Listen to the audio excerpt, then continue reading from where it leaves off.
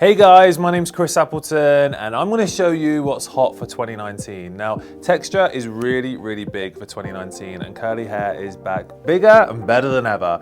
I'm going to show you how I create really big, beautiful, defined, controlled curls using my favorite product, which is the Dream Coat for curly hair. Now, a lot of people that I speak to use sometimes 3 or 4 different products to try and create their curls. So one for hold, one for anti-frizz.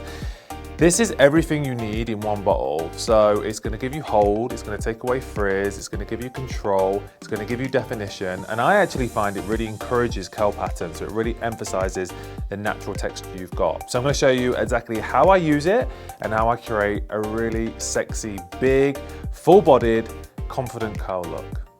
Okay guys, so when I apply the Dream Coat for curly hair, you don't need to be too fussy, but you do need to make sure that every strand of hair gets the same action. So we really want to make sure that you spray a lot of the product on from root to tip.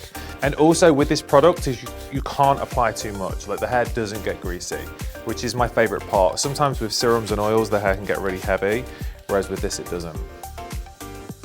Okay, so once you've applied the product, my little tip is to always go around the hairline because these are always the telltale signs with curly hair when the hair isn't looking its best. So if it's a little wild or you've got a few flyaways, I always like to use the Dream Coat for curly hair around the hairline because it gives you really great control on all of those baby hairs and any sort of little flyaways. Okay guys, so I'm going to use a diffuser because it gives me much more control when I'm drying the curls.